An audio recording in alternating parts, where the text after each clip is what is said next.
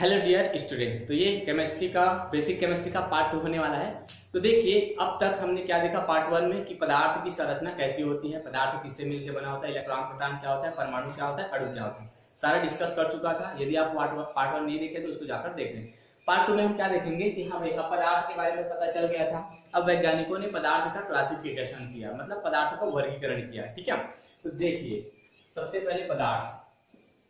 तो पदार्थ को केमिस्ट्री की भाषा में क्या बोलते हैं? द्रव्य बोलते हैं। याद रखना, द्रव्य बोल रहा हूं भाई, द्रव नहीं है। द्रव यानी क्या होता है? देखो कई बच्चे इसी में डाउट होते हैं। द्रव यानी क्या होता है? पानी।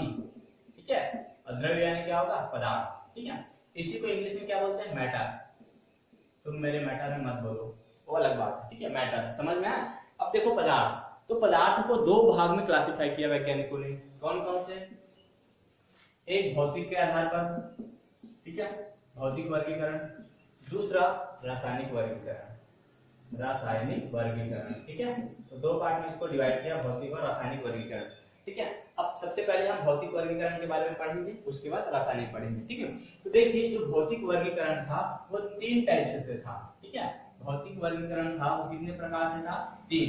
पहला था ठोस, दूसरा था द्रव, देखो यहाँ पे द्रव लिखा हुआ है ना, पानी, द्रव यानी पानी, लिक्विड, और तीसरा था गैस। ठीक है, तो देखो ध्यान से समझना यहाँ पर। तो भौतिक वर्गीकरण के अंतर्गत भी 3 टाइप्स में बांटा उसको, ठोस, द्रव और गैस। अब ठोस क्या, आपने जानते हो ना कि जो ये मार्कर रखा ये क्या है? ठोस। तो जितने भी ठोस पदार्थ होंगे, ठीक है, वो ठोस के अंतर्गत आएगा। जितने भी लिक्विड पदार्थ होंगे जिनमें तरलता का गुण होता है, बहने का गुण होता है, वो द्रव के अंतर्गत आएगा। और गैस तो आपको पता ही है, हवा, O2, नाइट्रोजन, ये सभी गैस जो होती है वो गैस है। ठीक है, तो देखो ठोस, तो आपको पता है कि ठोस ठोस क्यों होता है? ठीक है, मैंने आपको बताया कि जितने भी पदार्थ होते हैं वो छोटे छोटे कण से मिलकर बने होते हैं, परमाणु जिसको बोला जाता है। ठीक है, अगर अणु की बात करें तो अणु से मिलकर तो बना रहेगा, लेकिन अणु को और डिवाइड करें तो वो परमाणु कहलाता है। लेकिन परमाणु को और डिवाइड नहीं कर सकते। कहने का मतलब है परमाणु अपने आप में स्वतंत्र होता है ना। लेकिन हाँ भाई, लेकिन परमाणु के अंदर यदि झांक के देखें तो 3 प्रकार के कण होता है, इलेक्ट्रॉन, प्रोटॉन और न्यूट्रॉन। लेकिन इलेक्ट्रॉन, प्रोटॉन और न्यूट्रॉन का स्वतंत्र अस्तित्व नहीं रहता। वो स्वतंत्र रूप में इलेक्ट्रॉन से कहीं पे घूमता आपको नजर नहीं आएगा। जब भी रहेगा वो किसके अंदर रहेगा? परमाणु के अंदर रहेगा। क्लियर? तो देखो जो ठोस होता है, तो इसके सबसे छोटे कण की बात करें तो ठोस में क्या होता है? जो परमाणु होते हैं ना या अणु होते हैं ना, वो बहुत ही पास पास पास पास इस प्रकार से गुथे होते हैं कि इनमें थोड़ा बहुत स्पेस नहीं रहता। ठीक है, मतलब बहुत पास पास रहेंगे। अगर ज्यादा भी होंगे ना तो इसमें बहुत कम जगह रहता है। तो इस प्रकार से परमाणु जो होता है ना ठोस में, बिल्कुल पास पास होते हैं, नजदीक नजदीक होते हैं। इस कारण से ये जो होता है ना वो ठोस होता है भाई। जो ठोस, द्रव, गैस, तो जो ठोस पदार्थ है वो भी अणु परमाणु से मिलकर बना है, द्रव है वो भी अणु परमाणु से मिलकर बना है, गैस भी अणु परमाणु से मिलकर बना है। लेकिन तीनों बिल्कुल डिफरेंस है भौतिक, अगर भौतिक आधार पे देखें तो तीनों डिफरेंस है। ठोस मजबूत होता है, ठोस होता है, और इनका आकार निश्चित होता है, आयतन निश्चित होता है। इसका तो केवल आयतन निश्चित होता है, आकार तो होता ही नहीं। इसका तो आकार आयतन दोनों ही निश्चित नहीं होता। तो ऐसा क्यों, जबकि तीनों परमाणु से मिलकर बने हैं? तो इसके पीछे रीजन क्या है, ध्यान से समझना। देखिए भाई, जो ठोस होता है वो भी परमाणु से मिलकर बने हैं, लेकिन इसमें जो परमाणु का जो व्यवस्था क्रम है, जो पैकिंग है, वो बहुत पास पास होता है। मतलब इसमें बहुत ही ज्यादा परमाणु आते हैं। ठीक है, जैसे कि मैं एक डब्बा इसमें भी बना दूं, एक डब्बा इसमें भी बना दूं, और एक डब्बा इसमें भी बना दूं। ठीक है, तीनों के डब्बे, जैसे कि माचिस के डब्बे हो गए, ये भी माचिस के डिब्बे, ये भी माचिस की डिब्बी, ये भी माचिस की डिब्बी, है ना। तो ठोस में क्या होता है? परमाणु बिल्कुल पैक रहता है, मतलब इसमें बहुत ही ज्यादा पैकिंग, मतलब पास पास रहता है इसमें। ठीक है, ठोस में कौन? परमाणु। इसमें क्या होगा? इसमें जो होता है ना परमाणु, वो थोड़े से दूर दूर होंगे। ठीक है, इसमें परमाणु थोड़े से क्या होंगे? दूर दूर होंगे। गैस में तो बहुत ही ज्यादा हद हो जाती है, इसमें तो और अति दूर दूर रहता है। ठीक है, इसमें तो थोड़ी बहुत दूरी रहती ही है, इतना है ना, लेकिन इसकी अपेक्षा इसमें दूरी कम रहती है परमाणु के बीच। इसमें परमाणु के बीच तो दूरी और बहुत ही ज्यादा दूर रहता है वो। क्लियर? तो इतना आपको समझ में आ चुका होगा कि परमाणु किस प्रकार से व्यवस्थित है। अब यहाँ पे सिंपल सा लॉजिक लगाओ, आप बताओ ठोस में परमाणु बहुत ज्यादा है कि नहीं है? तो इसका भार ज्यादा होगा कि नहीं होगा? हाँ होगा भाई, जिसमें परमाणु की संख्या ज्यादा उसका भार ज्यादा।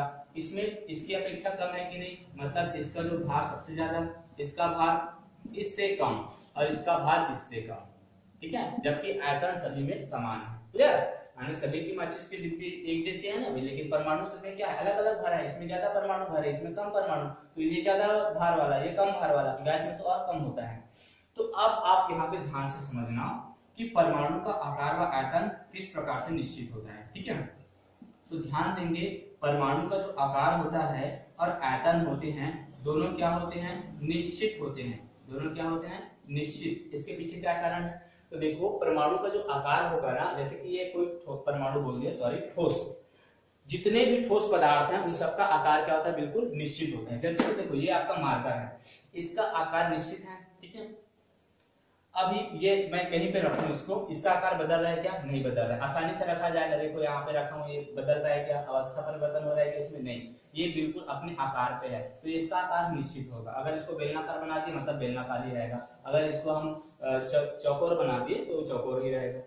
आयतन क्या होता है, जितना वो स्थान घेरता है, जैसे कि मार्कर है, जितना स्थान घेर रहा है उसका क्या कहलाएगा, आयतन। तो आयतन भी निश्चित होता है, इसको कहीं पर रखो, इसका जितना स्थान घेरेगा उतना घेरेगा ये, ठीक है। लेकिन ध्यान दो, अब यहाँ पे ऐसा क्यों हुआ, क्योंकि परमाणु जो होते हैं बिल्कुल पास पास होते हैं। पास पास है मतलब एक दूसरे को जगह नहीं है, हिलने डुलने के लिए जगह नहीं है, जैसा हो गया स्थिर वैसा हो गया, ठीक है। इधर का परमाणु इधर नहीं जा सकता, इधर का परमाणु इधर नहीं जा सकता, तो ये है। तो इस कारण से इसका आकार और आयतन क्या होता है, निश्चित होते हैं। लेकिन द्रव में क्या होता है, परमाणु के बीच थोड़ा सा देखो डिस्टेंस है, ये देखो खाली खाली जगह है, डिस्टेंस होने के कारण परमाणु में मूवमेंट आ जाती है। मूवमेंट मतलब वो अब एक जगह नहीं रहेगा, कभी इधर घूम जाएगा, ये वाला कभी इधर घूम जाएगा, क्योंकि जगह है ना, बीच में देखो जगह है, तो कोई भी किधर भी जा रहा है। तो इसके पीछे क्या कारण है, आप समझ गए होंगे कि इसका जो आकार होगा वो निश्चित नहीं होगा। क्यों, क्योंकि परमाणु इधर उधर भूल जाएंगे ना, वो अपनी जगह पे स्थिर थोड़ी रहेगा जी, जगह इधर उधर घूमता रहेगा, घुमंतु किस्म का है परमाणु का, ठीक है। तो इधर उधर घूम जाए, क्योंकि इसमें जगह नहीं थी परमाणु को घूमने के लिए, बिल्कुल ऐसा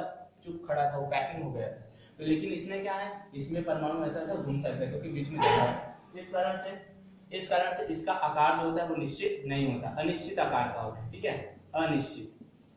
इसका आकार कैसा होगा, अनिश्चित। लेकिन इसका जो आयतन होता है ना, वो क्या होता है, निश्चित होता है। आयतन क्या होगा, निश्चित होगा। क्यों, क्योंकि देखो भाई, आयतन का जितना स्थान घेरता है वो उसका क्या कहलाता है, आयतन। तो परमाणु जो द्रव होते हैं ना, उसको आप किसी भी पात्र में रखो, जैसे कि अब आकार तो अनिश्चित मैंने बता दिया, जैसे कि जो पानी होता है उसको आप कहीं अगर यहाँ पे रखूं तो यहाँ पे स्थिर रहेगा क्या, नहीं, उड़ा के कहीं भी चला जाएगा। जैसे कि पानी को आप बोतल में रखो तो बोतल का आकार ले लेता है, अगर गिलास में रखो तो गिलास का आकार ले लेता है, बर्तन में रखो तो बर्तन का आकार ले लेता है, जिस भी पात्र में रखो तो क्या होगा, उसका आकार अनिश्चित होता है। लेकिन आयतन जितना वो स्थान घेरता है द्रव, उतना ही तो स्थान घेरेगा, तो उसका क्या होता है, आयतन निश्चित होता है। लेकिन गैस में ऐसा कुछ नहीं होता। लेकिन गैस में क्या ऐसा कारण है, क्योंकि देखो यहाँ पर जो परमाणु है उनके बीच डिस्टेंस बहुत ही ज्यादा कहने का मतलब इतना खाली जगह है, इस कारण से इसका आकार भी निश्चित नहीं होता और आयतन भी निश्चित नहीं होता, दोनों अनिश्चित होते हैं। क्यों,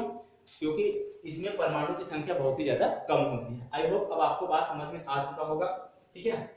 गैस का तो कोई आकार नहीं होता, आपको पता है, आयतन भी इसका निश्चित नहीं होता, ठीक है। तो ये सारा चीज इसके पीछे रीजन है।